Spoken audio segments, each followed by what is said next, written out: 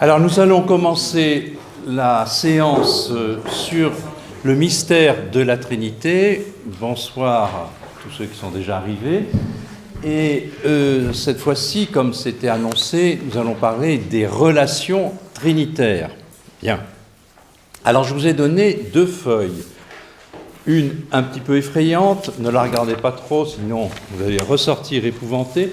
Et une autre, qui est un dessin, évidemment, rabaissant énormément la beauté de ce qu'a peint André Roublev, la fameuse Trinité dite de Roublev, que je vous invite à méditer, à contempler. Vous voyez, elle est extrêmement riche dans sa symbolique, il faudrait y passer pas mal de temps.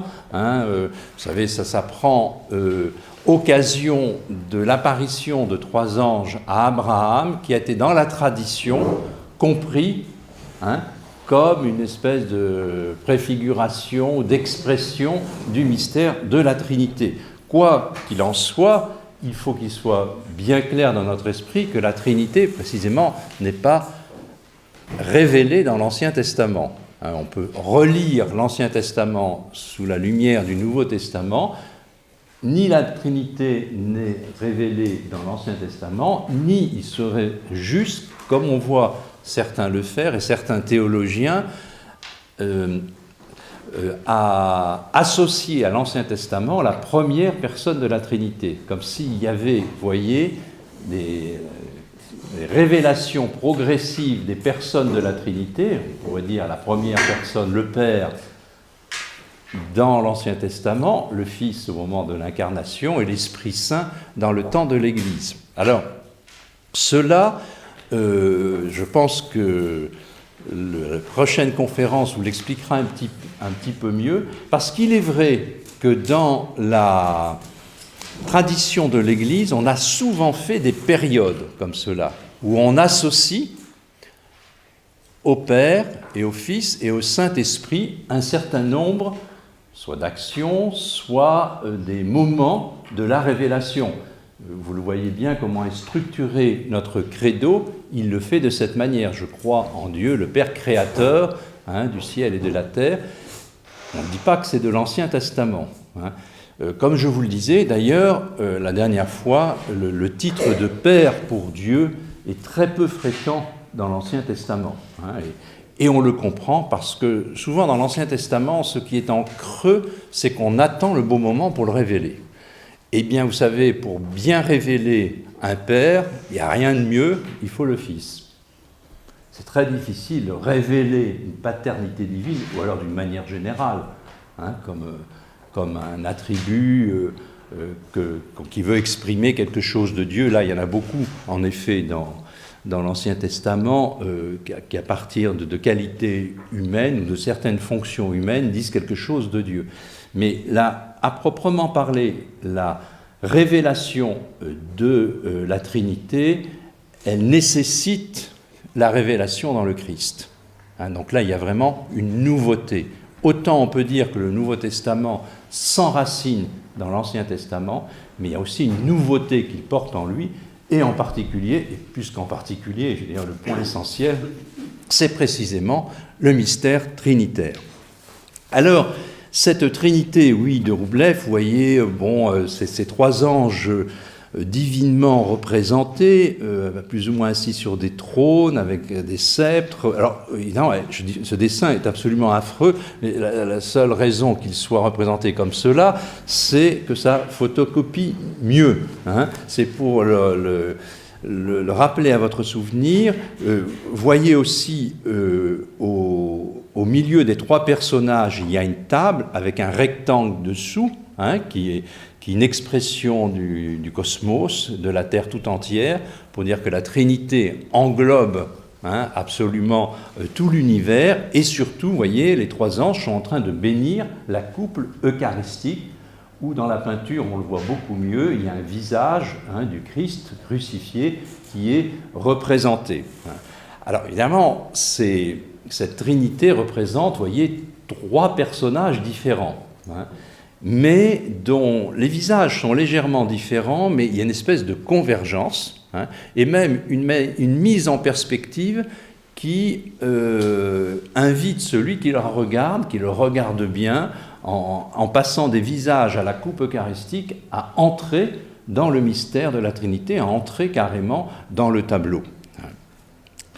Si vous voulez avoir une méditation aussi un peu longue de ce mystère de la Trinité, je ne saurais trop vous recommander d'aller voir le film de Tarkovsky sur Roublev. Alors l'inconvénient de ce film, je vous le signale de suite, c'est qu'il dure 3h25. Alors pourquoi il dure 3h25 ? Parce que la Trinité c'est important, donc c'est normal qu'on y passe du temps. Hein. Pas aussi parce que c'est un auteur russe. Les Russes aiment bien faire des films assez longs et expliquer assez longuement. C'est surtout ce qui est très intéressant dans ce film, c'est qu'au fond, l'icône de la Trinité apparaît juste à la fin du film. Et pendant tout le reste du film, c'est l'histoire de Roublev qui s'initie, qui traverse la Russie pour aller rejoindre un maître en icône et qui traverse une Russie du XVe siècle complètement ravagée par les guerres, des massacres successifs. C'est absolument très intéressant à voir que le cadre, hein, le contexte dans lequel se situe cette icône est une noirceur historique absolument délirante. Et à la fin du film, on est dans le plus noir et tout d'un coup surgit cette icône de la Trinité avec ces magnifiques couleurs, ce fruit de la contemplation de ce moine, hein, qui, quoi qu'il en soit du monde, hein, offre pour, je dirais, le restant de l'histoire, ce mystère de la Trinité à notre contemplation. Voilà. Alors, par rapport à notre sujet, il y a la convergence des regards des trois anges, vous voyez, des visages légèrement encore différents, mais qui vont l'un vers l'autre, hein, et tournés donc vers ce que le Verbe incarné, ce que le Christ a réalisé en se sacrifiant pour l'humanité. Évidemment, nous n'en sommes pas encore là, d'une certaine manière. Ce que nous disons là suppose qu'il y a eu cette révélation dans le Christ, mais c'est seulement dans la prochaine conférence qu'on vous dira ce qu'ont fait ces personnes de la Trinité. Et même au point où nous en sommes, nous ne savons pas encore réellement que ce sont des personnes, sur le plan de la réflexion, de notre parcours, hein, de notre réflexion théologique, puisque vous vous souvenez, on essaie d'entrer dans ce que la révélation nous dit en disant qu'il y a une certaine pluralité en Dieu. Cette pluralité que nous avons caractérisée la dernière fois comme étant des processions, nous avons montré qu'il n'était pas impossible de penser qu'à l'intérieur d'une réalité spirituelle, quelque chose pouvait être issu de cette réalité spirituelle, sur le modèle de notre intelligence qui produit quelque chose quand elle pense, et de notre volonté quand elle aime aussi, constitue, si on peut dire, quelque chose qui demande à être caractérisé, à être précisé, à être expliqué, comme je vous le disais. Donc nous faisons le parcours un petit peu au ralenti jusqu'à la notion de personne, et il faudra attendre la fois prochaine pour qu'on introduise cette notion de personne. Évidemment, elle est là depuis le début, cette notion de personne, mais nous allons, de manière pédagogique, avec l'inconvénient de laisser un petit peu en suspens un certain nombre de questions, et certainement les questions les plus importantes que vous vous posez et qu'on peut se poser sur le plan de la Trinité, c'est comment ces trois personnes divines, hein, sont en elles-mêmes et comment elles agissent dans le monde. Je l'avais dit déjà à propos des processions trinitaires que le mot procession peut se comprendre à l'intérieur de la Trinité, c'est ce qu'on va appeler des processions immanentes, hein, ou bien des processions à l'extérieur, si on peut parler comme cela de la Trinité, ce qui veut dire que la création peut se comprendre aussi comme une sorte de procession. L'acte créateur de Dieu, et en fait de la Trinité, c'est une espèce d'acte de Dieu qui pose de l'être en dehors de son propre être. Hein. C'est cela qui veut dire qu'il est créateur. Il agit comme une espèce de décalque de ses processions trinitaires sur le monde créé. C'est la raison pour laquelle saint Augustin, dans son De Trinitate, va passer toutes les triades possibles qu'il va découvrir dans le monde. Il va dire, ça nous rappelle le mystère de la Trinité. On peut aussi bien le dire pour l'esprit humain que pour un coquelicot, que pour une girafe, que pour un morceau de granit. À chaque fois, on peut trouver des triades là-dedans. Allez voir saint Augustin, ou des études sur saint Augustin qui récapitulent ça sur des tableaux. Vous verrez toutes les triades, donc les trois dont il voit des marques de la Trinité. Et ces marques, évidemment, sont peut-être discutables certaines, mais sur notre esprit, c'est réel. Hein.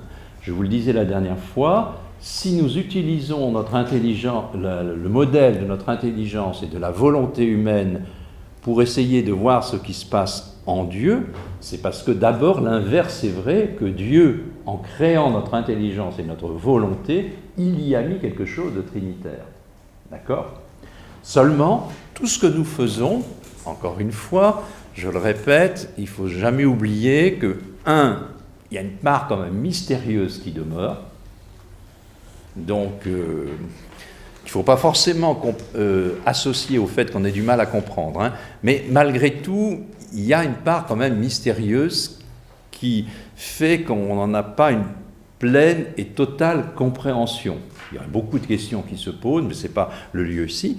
Ça, c'est la première chose. Et la deuxième chose, n'oubliez pas ce qu'on a pu vous dire sur l'analogie, que quand on parle du monde créé qu'on transpose en Dieu, on le fait d'une manière non pas univoque, mais d'une manière analogique. C'est-à-dire qu'on dit, oui, on peut le transposer en Dieu, mais attention, il faut faire des corrections.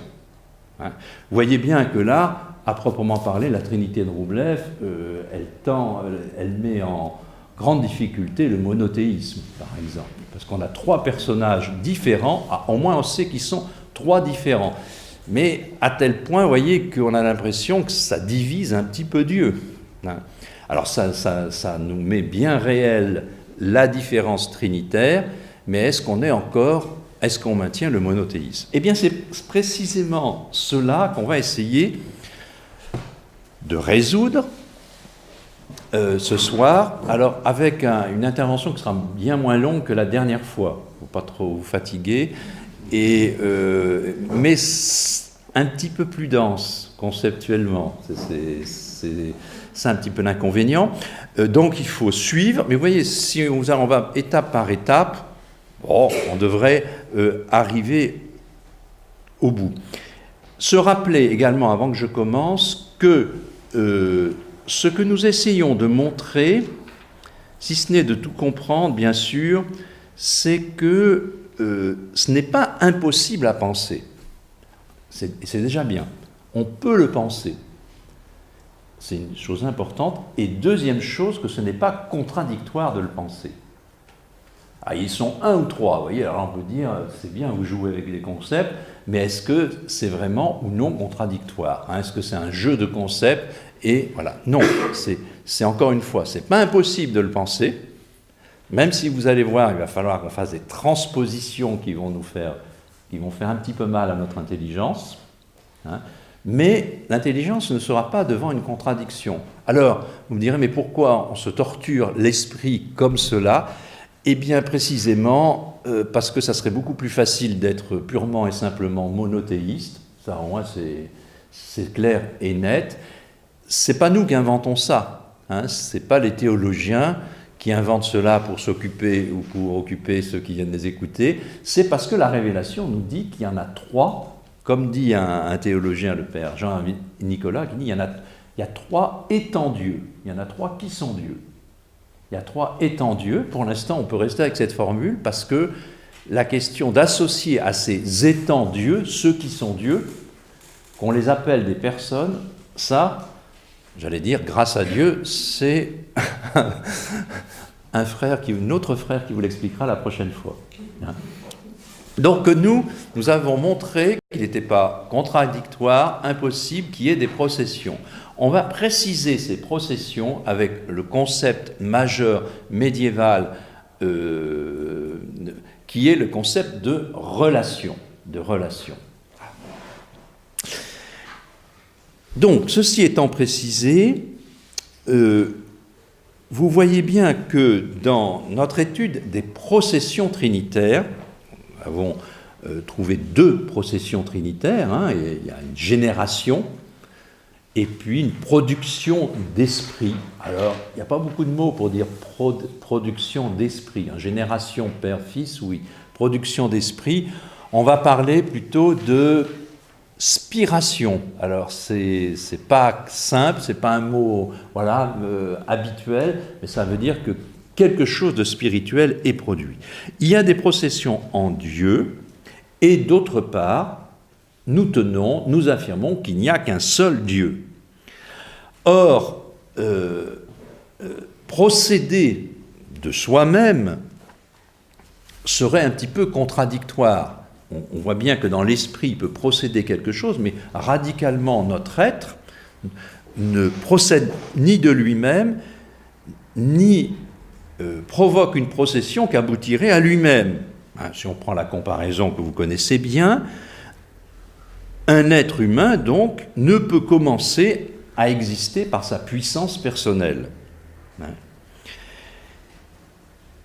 En outre, et quand on exerce une force de procession, donc de procréation, en fait, on produit un autre être que nous. Un enfant est un autre être que nous.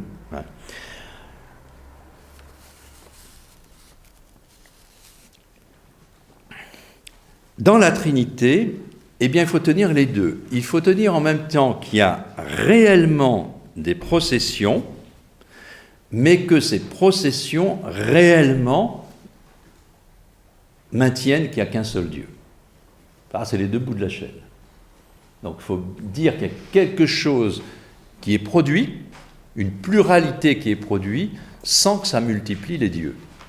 Sans que ça ni divise, ni multiplie Dieu. Donc on n'arrive pas à 3 individus, et encore moins à 3 dieux, ce qui sera absolument contradictoire. Alors, vous vous souvenez à quoi on avait abouti au Concile de Florence? C'est de là qu'il faut partir, parce que c'est cela que le Concile de Florence a voulu exprimer. Vous vous souvenez, il distinguait bien les personnes, le Père n'est que le Père, mais il n'est pas le Fils, etc. Et puis, il y avait une formule, je vous le disais, qui allait attendre l'explication d'aujourd'hui, et c'est à ça que nous allons nous attaquer maintenant. Cette formule dit que, en Dieu, toutes choses sont une. C'est clair. Donc ça maintient bien le monothéisme. Toutes choses sont une en Dieu. Alors c'est là qu'il y a la nuance du théologien.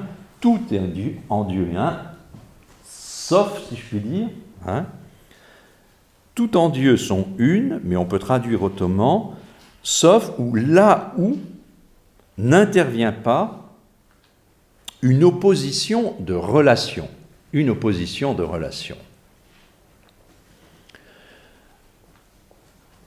Alors, comment comprendre cette formule? Eh bien, il faut essayer de comprendre, alors ça va faire un petit effort de philo, ce qu'on peut comprendre par opposition de relation, ou, si vous voulez, opposition relative. Alors, on va y aller tout doucement. On va prendre notre expérience que nous connaissons bien, d'abord voir comment les êtres s'opposent, et puis petit à petit nous acheminer vers l'idée de relation et de voir comment ce concept de relation, je peux le transposer dans le mystère trinitaire. D'accord? Donc c'est un peu comme au Tour de France, on est en bas de la côte, on a plusieurs cols à passer de catégories, je me souviens plus ce que c'est que les catégories du Tour de France.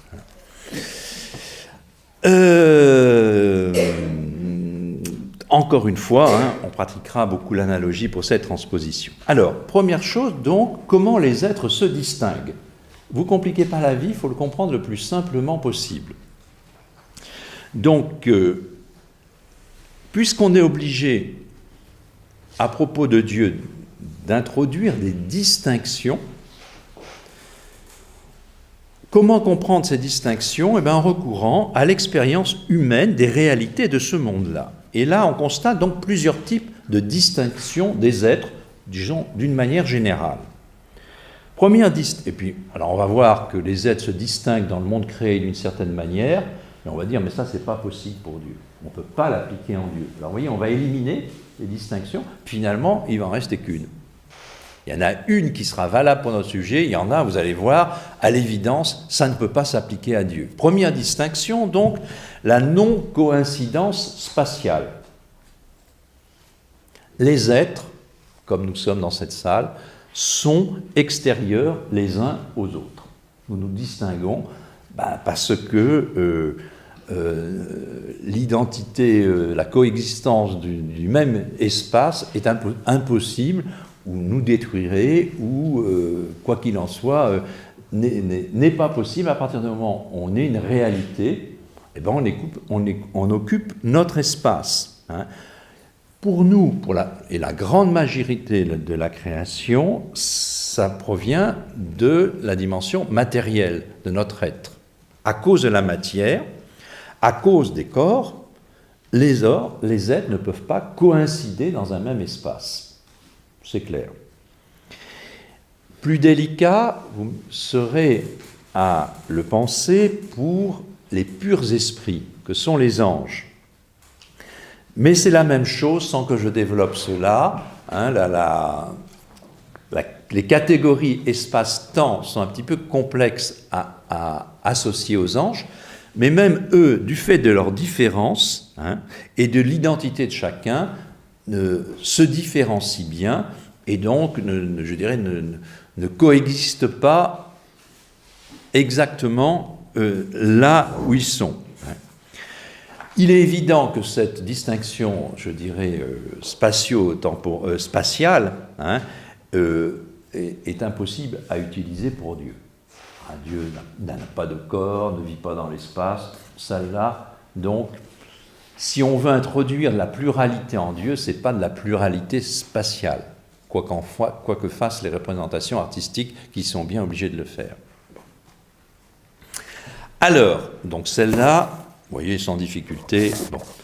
Deuxième distinction, pas compliquée à comprendre, mais dont il faut prendre garde de ne pas l'appliquer en Dieu. Ça, souvent, ça se fait davantage. C'est la distinction que l'on peut faire des parties d'un même être. Là, on se rapproche, vous voyez, de quelque chose qui peut-être pourrait être possible pour Dieu. À observer un même être, nous voyons qu'il est fait de parties différentes.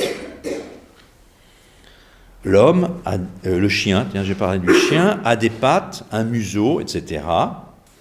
Et l'homme se compose aussi de plusieurs parties corporelles, psychologiques, spirituelles.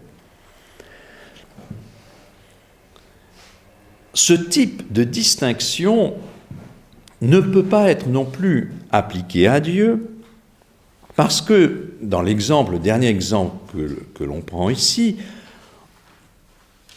on a bien des parties différentes, donc ça c'est intéressant, parce qu'on a une pluralité dans un même être. Mais alors, vous allez voir que dès qu'on gagne quelque part, c'est l'autre donnée qui pose problème. On a bien des parties différentes pour un seul être, une seule personne, par exemple, qui sont nous.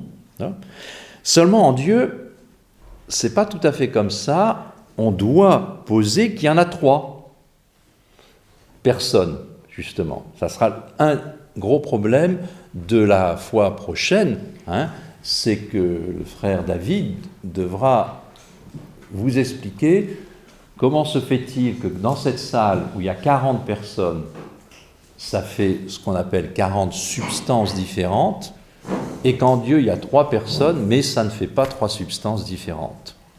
Ça, il faudra attendre la prochaine fois quand même. Mais là, déjà, avec l'idée de relation, on va avancer quand même. Et puis surtout, c'est que Dieu est infiniment simple. On ne peut pas introduire de partie en Dieu. Alors, c'est le risque qu'on peut avoir quand on représente d'une manière imaginaire Dieu, et vous allez voir que les schémas que je vous ai donnés sont nécessairement faux, parce que je le représente de manière spatiale, donc je fais comme vous voyez, une espèce de tout qui serait partagé en 3, on ne sait pas trop comment. On ne sait pas trop comment. Or, dans le traité sur le Dieu unique, on ne peut absolument pas, sur le plan métaphysique, revenir sur, non pas seulement qu'il y a un seul Dieu, mais que Dieu est infiniment simple. Il n'est pas composé comme nous. Nous sommes composés, c'est d'ailleurs un de nos problèmes spirituels, c'est qu'on doit retrouver l'unité de notre être. Il n'y a pas de ça en Dieu. Il y en a un peu moins même chez les anges, même si les anges ont quand même quelques épreuves. Mais en Dieu, il est simple. Il est simple. La composition d'un être, sa complication, d'une certaine manière, est aussi un signe qu'il est un être créé et donc un être relativement faible. Donc, vous voyez, distinction spatiale, non. D'un être, des parties, il ne peut pas y avoir de partie en Dieu. Troisième distinction. Elle est plus délicate. Elle est plus délicate et pourtant très importante en théologie, peut-être en philosophie. C'est ce qu'on appelle la distinction conceptuelle. À savoir que notre intelligence conçoit, la plupart du temps et même toujours, une même réalité avec des concepts différents. Et notre intelligence le fait pour penser et exprimer l'intelligibilité complexe des choses. Les choses en elles-mêmes, le réel en lui-même est bien unifié, selon une nature particulière, mais nous, notre intelligence, elle a besoin d'être analytique, donc pour saisir d'une manière vraiment intelligente la réalité, elle décompose. Par exemple, si Jean Jaurès en disant qu'est-ce que c'est que cet être qui est devant moi, on va appeler ça, on va avoir le concept d'homme. Mais tant que je ne vais pas un petit peu plus loin sur ce concept d'homme, je ne sais pas trop. Alors je vais le préciser en disant que le concept d'homme, il comprend à la fois de l'animalité et de la rationalité. Et c'est la composition des deux qui va me permettre de préciser. Je dirais l'homme est un animal rationnel. J'ai donc opéré, vous voyez, une distinction conceptuelle, mon intelligence, et je peux en faire comme ça à l'infini, et plus j'en fais, mieux je comprends le réel. Il faut absolument les faire, parce que sinon on risque de faire des confusions énormes dans l'appréhension de réel. Donc, l'idéal d'une intelligence, c'est d'être très analytique, comme si vous les avez un peu lus, les textes de saint Thomas, qui est extrêmement analytique, sans perdre le sens de la synthèse. Donc il faut savoir se découper des lamelles du réel pour bien l'apprécier tel qu'il est. Il ne faut pas perdre la vue de l'ensemble. C'est ça qui est un petit peu difficile. Il y en a qui sont plus doués pour l'analyse, d'autres plus pour la synthèse, et les deux tendances ont leurs défauts et leurs risques dans la pensée. On construit des vastes systèmes, etc. Soit au contraire, on suranalyse le réel en perdant complètement de vue la vue d'ensemble. Bien. Ici, on appelle ça des distinctions de raison, car, encore une fois, c'est la raison qui distingue ce que le réel lui présente d'une manière unifiée. En effet, il n'y a pas de juxtaposition dans l'homme, dans son animalité et sa rationalité. L'homme vit son animalité, normalement, dans le meilleur des cas, selon la rationalité de sa nature. Mais c'est intéressant de faire des distinctions ça permet, vous voyez, d'avancer dans cela. Alors, est-ce qu'on est dans cette distinction quand on parle de la Trinité?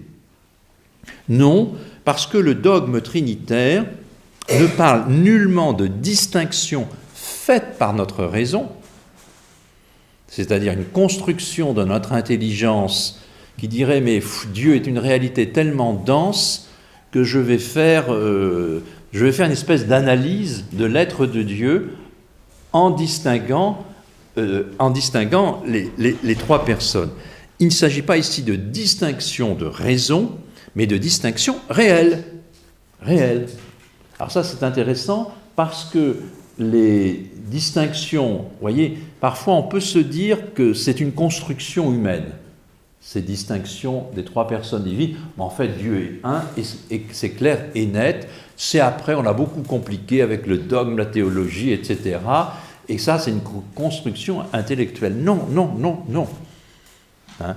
Ça veut dire que je m'engage, vous voyez, je prends un gros risque quand même, parce que je n'ai jamais vu Dieu, mais quand nous arriverons au ciel, et si nous voyons Dieu, ça se passe bien, nous en verrons bien trois. Hein? On ne dira pas, vous voyez, bon, l'homme c'est un animal rationnel, mais enfin je vois Paul, Pierre et Virginie, c'est des êtres bien unifiés finalement, l'importance c'est le plus profond de la personne, etc. En Dieu on en verra bien trois. On en verra bien trois, mais pourtant on ne verra qu'un seul Dieu. Il y a bien distinction réelle de ce qu'on va appeler les trois personnes divines, disons pour l'instant les trois étant Dieu. S'il n'y avait qu'une distinction de raison, si c'était donc seulement notre intelligence humaine, dans notre intelligence que résidait la distinction, eh bien on retomberait, vous vous souvenez, dans l'hérésie dont je vous avais parlé, cette hérésie du modalisme, c'est-à-dire les diverses personnes divines, ainsi comprises, ne seraient que des modes particulier d'expression du même Dieu. Le modalisme, c'est très facile à décrire comme hérésie, c'est très difficile de l'extirper de notre cerveau. Parce que malgré tout, quand on navigue entre le Dieu 1 et le Dieu 3, on finit par, là aussi selon notre tempérament, finir par dire que la distinction n'est pas si réelle que cela, ou le penser. Donc on tomberait dans une forme d'hérésie du modalisme. Si le dogme enseigné par l'Église donc parle de distinction réelle, il faut donc recourir à une étude plus approfondie que cette distinction générale dont nous parlons ici, qui est faite surtout, vous voyez, pour écarter de notre esprit des mauvaises manières de penser le mystère trinitaire. Il ne faut pas les penser avec ces distinctions-là. Donc, il faut passer maintenant de la notion de distinction en la précisant, en s'interrogeant comment les êtres s'opposent. Les êtres s'opposent les uns aux autres. Donc, plus seulement qu'une distinction générale, on en a vu quelques-uns, mais comment, puisqu'on parle d'une opposition, vous voyez, relative dans le dogme, qu'est-ce que ça veut dire que s'opposer? Donc, je ne sais plus où j'en suis dans mes parties, enfin, deuxième partie, la notion d'opposition. Donc, des êtres s'opposent en tant qu'ils ne peuvent exister réellement ensemble dans une même réalité. On peut distinguer 4 sortes d'opposition. Première opposition, ce qu'on pourrait appeler la contradiction pure. Contradiction pure, vous voyez, ça épouse un petit peu la logique, être homme ou bien être non-homme. C'est l'un ou l'autre. Si je suis homme, je suis homme, si je ne le suis pas, je suis autre chose. Ça, c'est la contradiction pure, c'est une manière d'opposition des êtres. Est-ce que cette contradiction-là, je peux la mettre dans la Trinité? Difficile, parce que je peux pas dire qu'il y en a un qui n'est pas Dieu dans la Trinité. Ils sont tous les trois Dieux, donc il faut aller chercher autre chose. Il y a ensuite l'opposition dite privative. Par exemple, être voyant ou bien être aveugle pour un être, un animal, capable de voir. Là aussi, cette opposition va être difficile à appliquer, voire impossible à appliquer en Dieu, parce qu'on sent qu'on enlève, on prive justement quelque chose. Or, on ne peut absolument rien enlever à une personne divine. Elles sont toutes les trois totalement Dieu. Alors, pour l'instant, on maintient bien le monothéisme, mais le problème, c'est qu'on ne distingue pas. On ne voit pas ce qui pourrait distinguer. Il y a aussi ce qu'on peut appeler la contrariété, qui distingue ici deux essences distinctes. Par exemple, on peut distinguer l'homme et le chien, mais ce sont, à un certain niveau, deux êtres vivants. Donc, c'est aussi une opposition, une possibilité des oppositions. Toutes ces oppositions, en vérité, chez les philosophes et les logiciens, forment des systèmes assez complexes dès qu'on recherche le lien qu'elles entretiennent les unes par rapport aux autres dans la diversité du réel. Heureusement, grâce à Dieu, nous ne sommes pas philosophes, et nous, on fait de la philosophie uniquement pour nos besoins théologiques. Pardon pour les philosophes. Donc l'important, c'est de chercher qu'est-ce qui pourrait servir à notre mystère trinitaire. Est-ce qu'on peut trouver un type d'opposition dans le réel qui nous permette vraiment d'entrer dans l'intelligence du mystère trinitaire? Et bien pour cela, il faut recourir à un quatrième type d'opposition, et qui est précisément l'opposition relative, la relation. Ah, nous y voilà, à cette relation. Les trois oppositions que nous avons vues jusque-là, au fond, elles subissent la même critique qui empêche de les transposer dans le mystère trinitaire, c'est qu'à un moment ou à un autre, ce que possède l'un, l'autre ne l'a pas dans ces oppositions. Il y a un manque. Il manque à l'autre quelque chose de réel que l'autre a. Et on pressent que cela est gênant par notre problème, car nous voulons, nous, une distinction pour Dieu, qui maintienne absolument l'unité, sans qu'aucune des trois en question, dans les trois questions, il manque quelque chose.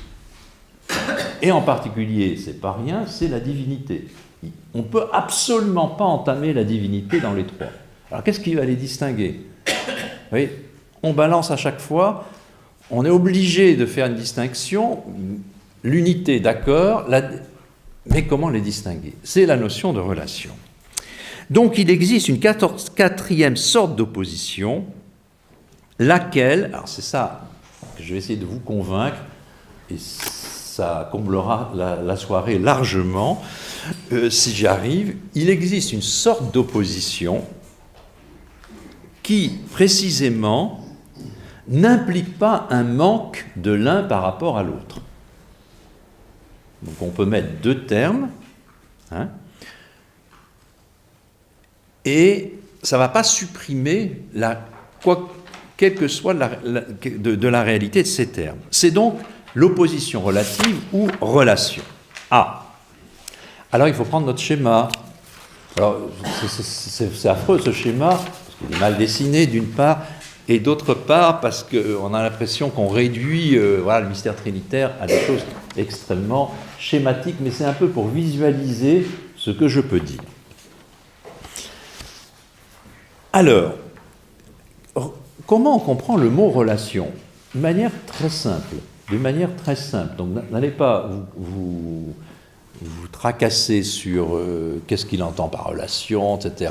Évidemment, vous connaissez tous, ce mot est employé de manière extrêmement courante et abondante, mais au fond, ça ne nous gêne pas trop. On va le préciser, et vous allez voir que la transposition en Dieu, je ne dis pas qu'elle va être facile. parce que ça va obliger notre intelligence à dire, justement, c'est ça qu'il faut viser, à dire, c'est pas impossible, ça reste quand même un peu difficile. Ça, si vous arrivez à ça, c'est bon, vous aurez gagné votre soirée. Bon. Alors, qu'est-ce que c'est qu'une relation? Une relation, elle se caractérise par le fait qu'elle qualifie un être qui existe déjà, non en lui-même, mais par rapport à un autre. Par rapport à un autre. En effet, dans une relation, c'est le premier schéma, dans la relation habituelle, vous avez un sujet, alors vous pouvez mettre sujet à la place du S, ou substance. Une substance, c'est une réalité qui a son unité, et vous êtes tous des substances. Voilà. Vous êtes tous des substances. Petite parenthèse, vous vous souvenez que c'est le mot employé par le concile de Nicée et Chalcédoine pour affirmer la divinité des trois. On dit qu'ils sont de la même substance, ou consubstantiels, ou, comme on dit, homoousios. Donc les trois sont de la même substance. Nous, on parle de la réalité créée. Bon. Et on dit, qu'est-ce que c'est qu'une relation? Eh bien, il y a un sujet 1 qui est en relation avec un sujet 2. Alors ça peut être n'importe quoi. Allez, pour faciliter les choses, on prend une personne, je vais acheter mon pain, je suis le sujet 1 qui établit une relation avec le sujet 2, une relation alors, en général qu'on peut comprendre dans les deux sens, une relation de demander du pain et l'autre de le donner, ou de le vendre. C'est ça une relation. Une relation.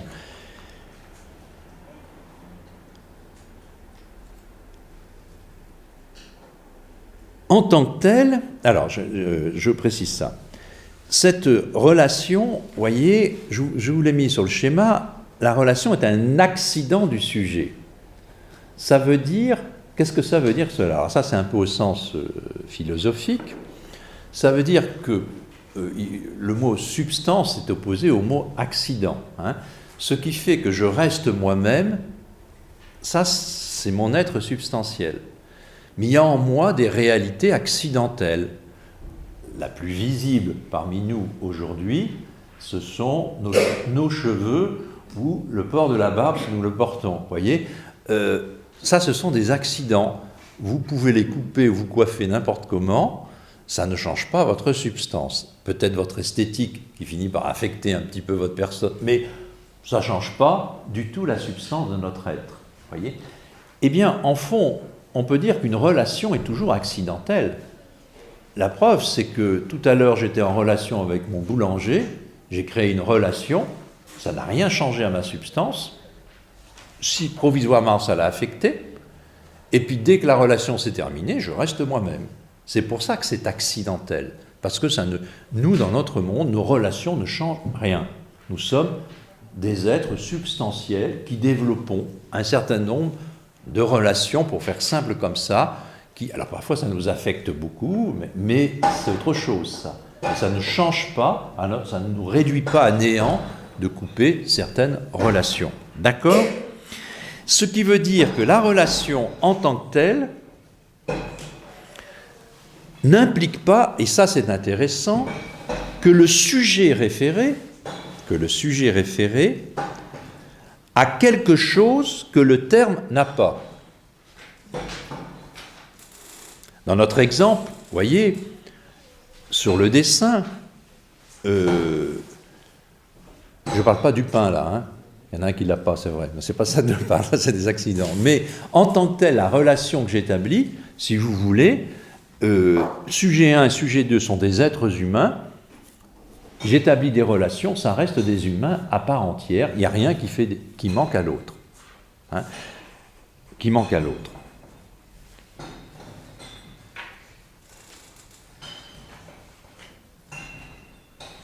La relation dit seulement que S1 n'est pas S2, qu'il se distingue. Voilà. et qui peuvent accidentellement établir des relations entre eux. Bon. Accidentellement, d'une manière parfois un petit peu plus nécessaire. Un autre exemple de relation, évidemment, qui est important pour nous, mais qu'on peut déjà comprendre sur le plan plus humain, c'est la relation de filiation, par exemple. Hein? Vous voyez bien que je peux avoir un fils, ça établit une double relation de filiation et de paternité, ça n'affecte pas ma substance humaine. La preuve, c'est qu'un des termes de la relation peut disparaître, ça n'entame pas mon identité, ma substance profonde d'être un être humain. D'accord? Ça va? Oui. Bon. Alors, père et fils donc sont bien distingués, mais ne sont pas opposés en tant qu'ils sont humains à part entière. Eh bien, c'est cette opposition-là de relation qui va nous permettre d'exprimer le mystère des relations trinitaires. Et donc là, on arrive un petit peu au sommet du col. Donc cette opposition relative, cette relation humaine, encore une fois, classique, S1 est en relation avec un sujet 2, ce qui fait qu'il y a quelque chose entre nous deux, ou entre nous trois, ou entre nous tous, on appelle ça relation. Bon, relation d'enseignant à enseigné, ben voilà, une relation. Quand ça finit, grâce à Dieu, on reste chacun dans notre identité profonde. Alors c'est intéressant parce que ça ne modifie pas le sujet, mais on sent bien quand même que dans notre expérience, il y a quelques difficultés pour la transposition analogique que nous allons faire maintenant à la Trinité. Dans notre expérience, alors c'est ça le petit point qu'il faut comprendre, dans notre expérience humaine, mondaine, l'opposition relative, la relation donc, entraîne toujours la distinction des substances. Pas besoin, on ne peut pas être... Oui, et parfois on dit, sur le plan de la psychologie, l'homme est un être de relation, ou est purement relationnel. Mais ça ne veut pas dire grand-chose.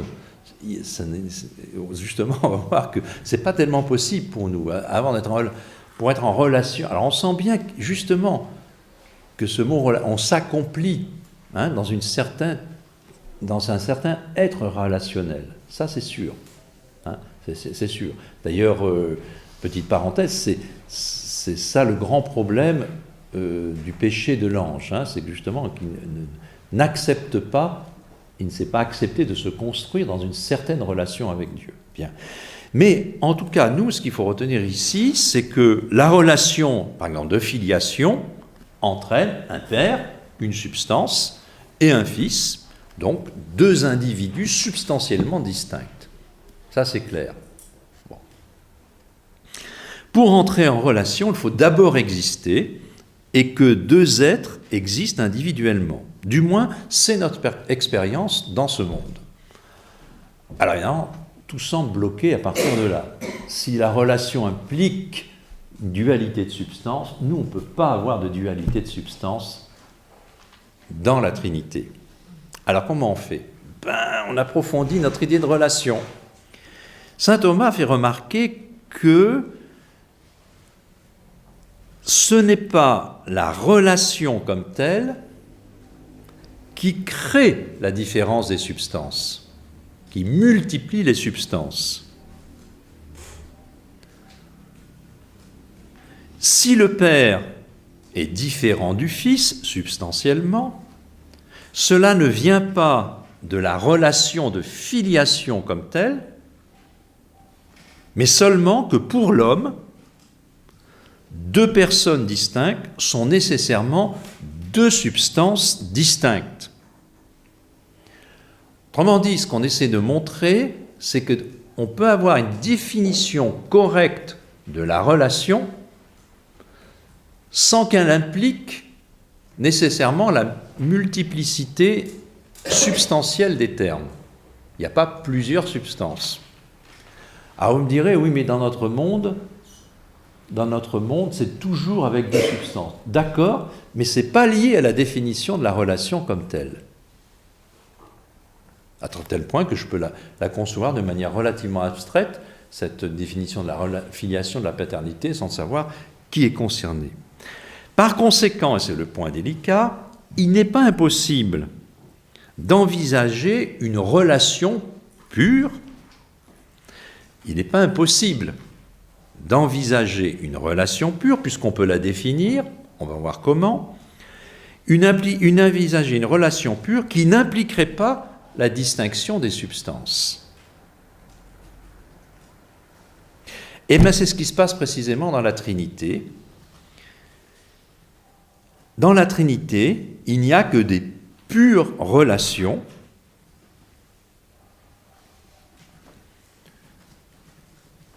en tant que personne, tout en ayant une substance absolument identique qu'est la divinité. Il y en a trois personnes, oui, mais il y a des relations qui, comme telles, ne multiplient pas la substance. Ce sont des êtres donc purement relationnels, comme l'exprime la Trinité, le fait qu'il y a une espèce de quasi-identité de visage dont, même si la tête est inclinée, il y a une forte convergence. Ça, c'est le deuxième schéma que vous avez.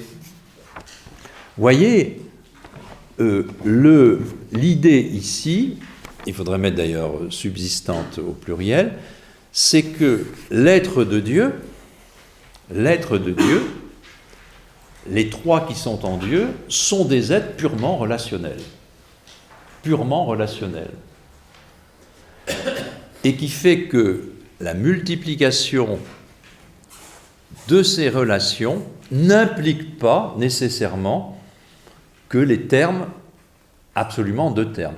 Même si pour nous, encore une fois, dans notre expérience, c'est ça la difficulté de la transposition. Et vous voyez bien qu'on ne la pense pas spontanément, cette transposition, puisque dans notre expérience, on est obligé de dire... mais c'est souvent comme ça en théologie. Quand vous communiez au corps et au sang du Christ, on vous dit que c'est substantiellement le corps et le sang du Christ, n'empêche que les accidents, quand même, c'est encore le pain et le vin. Mais on dit substantiellement, ce ne sont plus du pain et du vin. Vous voyez, on est obligé, là, il y a un acte de foi, et il faut essayer d'expliquer qu'en effet, des accidents peuvent se maintenir alors que la substance n'est pas la même. Pas simple, ce mystère-là. Là aussi, c'est uniquement ce concept de relation qui permet d'approfondir cela. Mais dans la Trinité, en tout cas, on est obligé de faire ce passage, vous voyez, de bien voir que la relation comme telle, prise comme telle, elle, même si dans le monde créé, elle multiplie les substances, en soi, sa définition, elle n'est pas la cause de la multiplication des substances. Donc on peut très bien...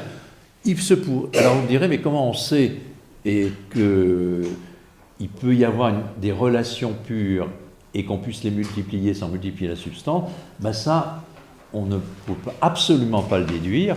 La seule chose, c'est qu'on arrive à le penser parce que par ailleurs, la révélation nous dit qu'il y en a trois qui sont le même.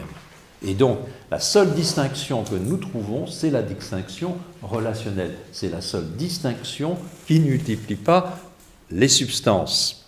Bon.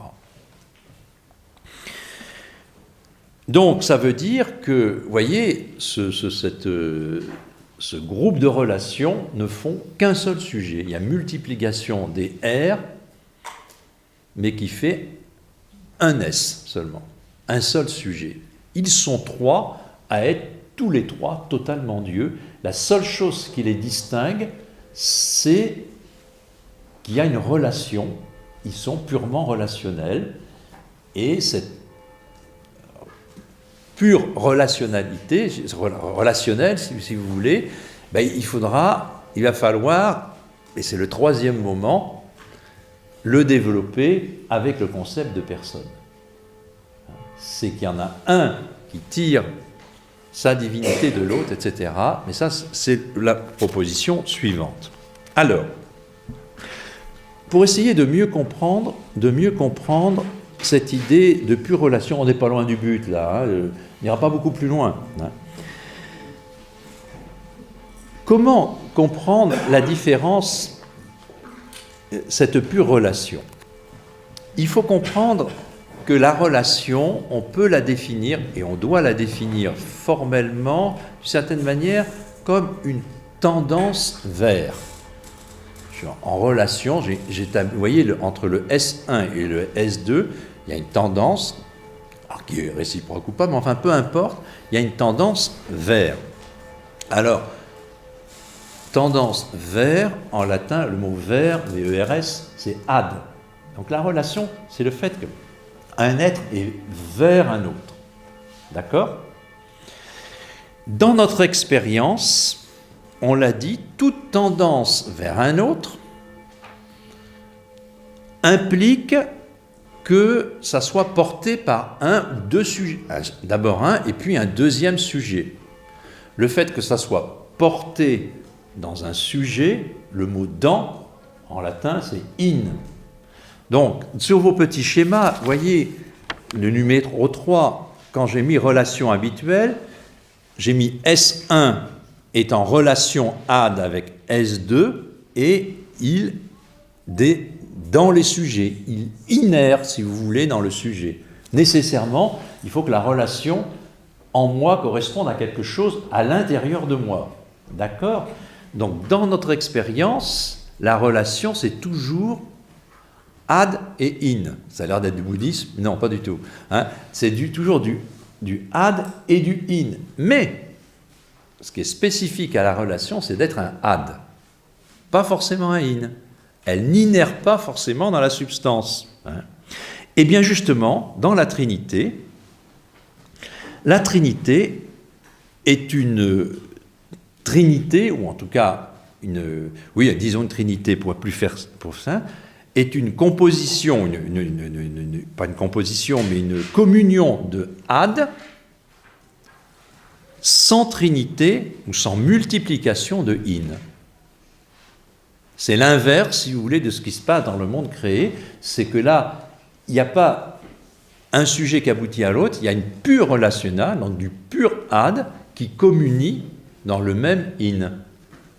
Donc un jour, si on vous demande qu'est-ce que c'est que la Trinité, vous pouvez toujours répondre ça. Hein, c'est une communion de ad qui communie dans le même in. Hein. Unité du in, donc de la substance divine, et c'est pour cela que nous parvenons donc à cette notion médiévale dite de relation subsistante. De relation subsistante. C'est une relation qui subsiste en elle-même, ce qui évidemment est absolument impossible pour nous. Et qui est notre drame d'une certaine manière. C'est notre drame. Alors, je vais prendre un exemple pour essayer de... Et puis on finira par là. Encore une fois, si on prend la relation d'amitié, saint Thomas dit, reprenant Aristote, qu'est-ce que c'est? L'ami désire la présence de l'ami. Quand on est ami, c'est d'ailleurs une des raisons par laquelle saint Thomas justifie l'Eucharistie. Pourquoi la présence du Christ dans l'Eucharistie? Parce que le Christ ne nous appelle plus serviteurs, mais amis. Or, l'ami désire la présence de son ami, et c'est pour ça que Jésus est présent dans l'Eucharistie. Bon, petite parenthèse. Je désire la présence de mon ami. Alors, je peux évidemment l'avoir dans mon imagination, ou de l'époux et de l'épouse, ça marche aussi, et même plus. Et donc d'avoir une relation réelle, actuelle, avec mon ami. Mais on sent bien, de toute façon, que les nécessités de la vie, ne serait-ce que par un moment, il faut quand même dormir, la relation s'interrompt, et puis on a notre travail, et puis on a tout. Au fond, même si l'amitié pourrait, ou deux amants pourraient rêver d'une relation subsistante, ils ne peuvent pas la mettre en place parce que, hélas, ce sont deux substances séparées. Et séparées totalement, complètement. Mais ce qu'on n'arrive pas à réaliser sur le plan de notre nature, nous savons qu'il y a une autre dimension en nous qui peut réaliser une relation, c'est sur le plan de la grâce. Autrement dit, l'unité trinitaire, l'unité que réalise la Trinité, être du pur relationnel, et que nous n'arrivons pas à réaliser, et correctement, parce que nous sommes des substances séparées, et en plus touchées par le péché, pas unifiées, complexes, etc. Au fond, vous voyez, la marque des processions trinitaires qu'on définit maintenant étant comme des relations trinitaires, par la vie de la grâce, va s'imprégner en nous. Et donc, le caractère subsistant, le caractère relationnel subsistant, s'il est impossible sur le plan purement de la nature, sur le plan de la grâce, on s'y approche. On s'y approche. Et c'est précisément, par exemple, cela que la sacramentalité du mariage réalise à sa manière, c'est-à-dire que dans la mesure où l'Esprit Saint habite les personnes qui essaient d'être unies par le mariage ou par l'amitié, à ce moment-là, la relation ne sera jamais subsistante comme dans la Trinité, évidemment parce qu'on reste deux substances. Mais on peut dire d'une manière authentique, comme Jésus, ils ne sont plus deux, mais un seul dans la mesure où c'est Dieu qui nous unit.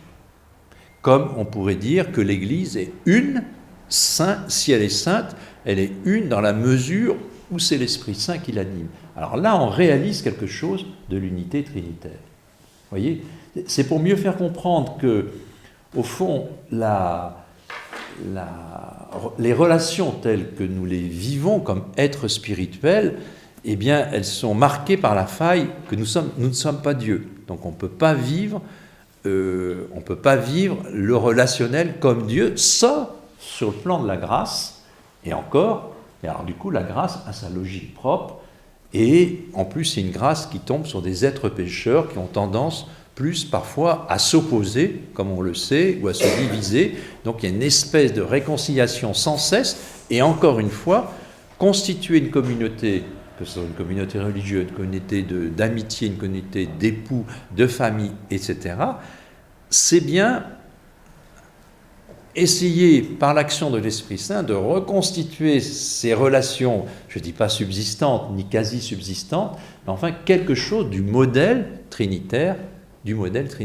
Voyez, hein, à condition de bien faire attention qu'il y a des plans différents, le plan de la nature, le plan de la grâce. Sur le plan de la nature, nous sommes des substances différentes. Mais au fond, c'est notre condition. Évidemment, cela demande un troisième éclairage, donc, parce que procession, relation, bon, j'imagine que ça n'habite pas votre réflexion absolument tous les jours, ni moi, soyez tranquille, mais on a besoin de le rendre d'une certaine manière encore plus concret, et c'est le troisième concept qui va nous permettre, enfin, parce que nous avons un petit peu clarifié la non-impossibilité de la procession, la non-impossibilité et même la pertinence du pur relationnel en Dieu. Maintenant, il faut voir que ce pur relationnel, c'est de l'interpersonnel. C'est de l'interpersonnel. Et c'est là que s'achève réellement la marque que la Trinité veut mettre en nous. C'est-à-dire qu'elle veut, au fond, elle va profiter que nous sommes des substances séparées, ce qui peut être un handicap au début, pour dire, mais attention, sur le plan de votre être personnel, vous avez une capacité relationnelle immense que va justement signifier le concept de personne en disant qu'une personne c'est une substance rationnelle, c'est une substance capable de connaître, capable d'aimer. Alors qu'est-ce que je fais de cette capacité relationnelle?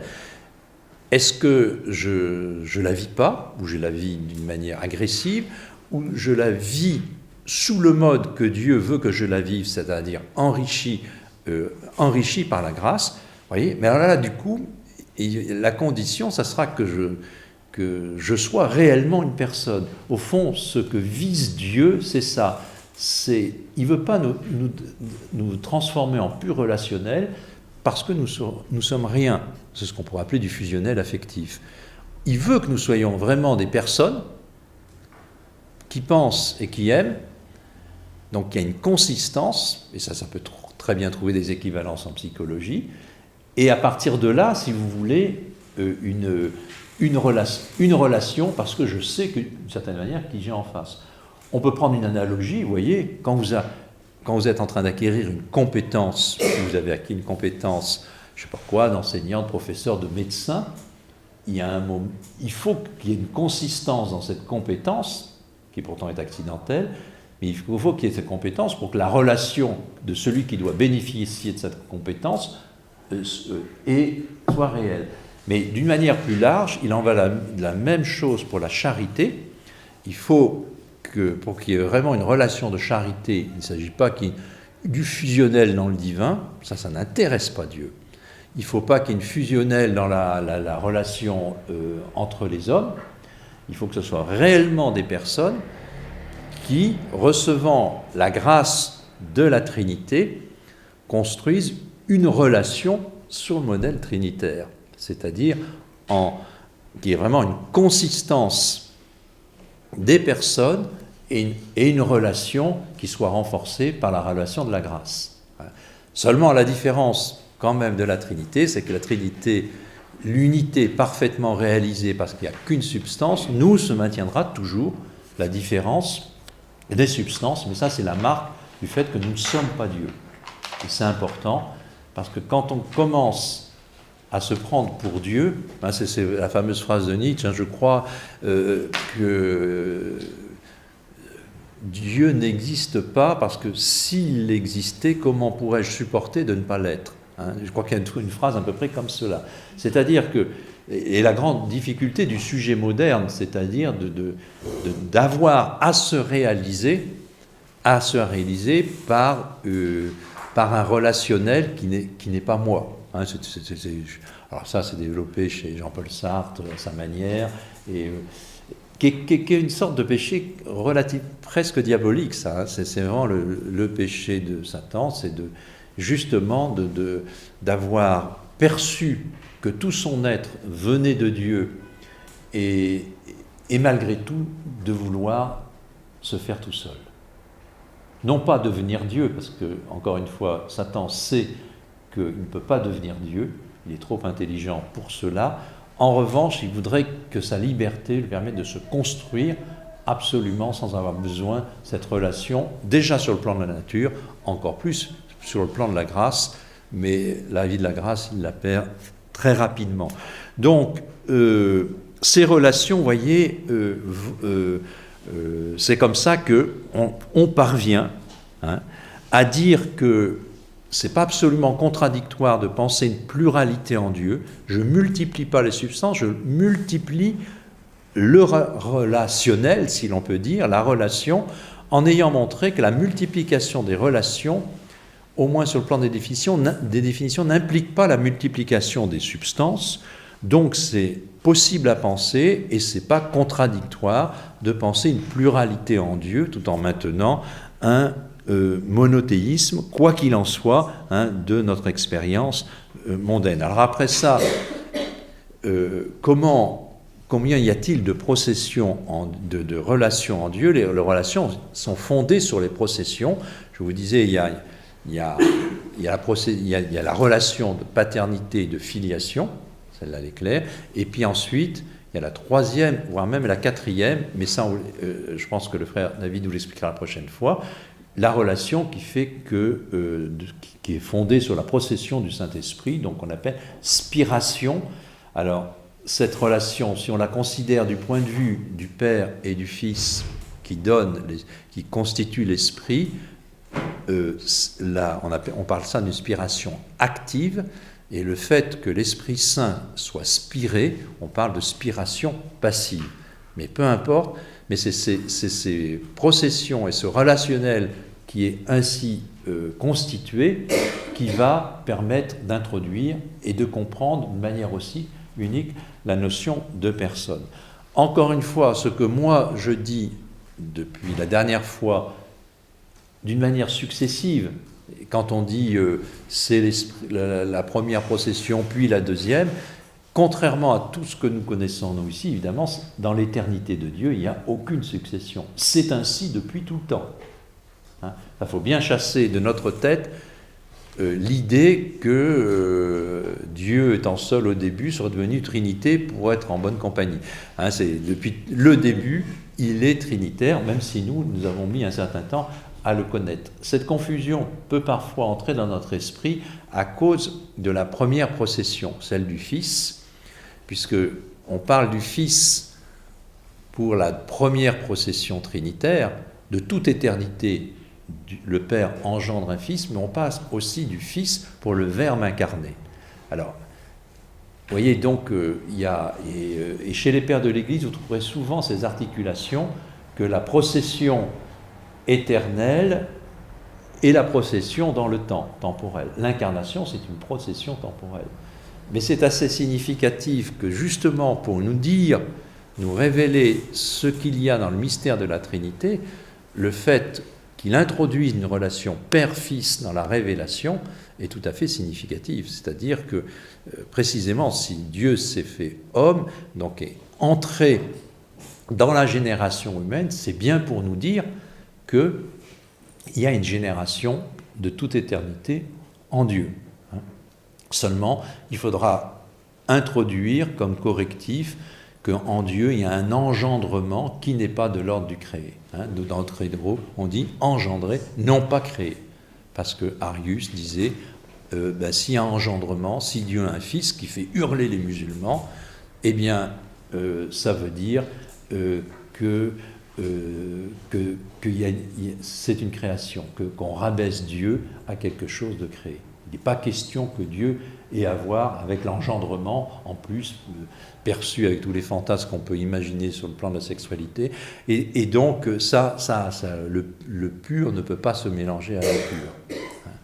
Or, vous voyez, c'est cela que Dieu va choisir pour exprimer son mystère trinitaire, et d'abord et avant tout dans l'incarnation du Verbe. Mais il ne faut pas confondre les deux processions, si je puis dire, d'une certaine manière. Il y a un enfantement dans le temps, c'est le Verbe incarné, mais le Verbe incarné est venu pour témoigner qu'il y a en fait dans la Trinité un engendrement, procession, une production d'un Verbe qui de toute éternité constitue la première procession et puis la deuxième, etc.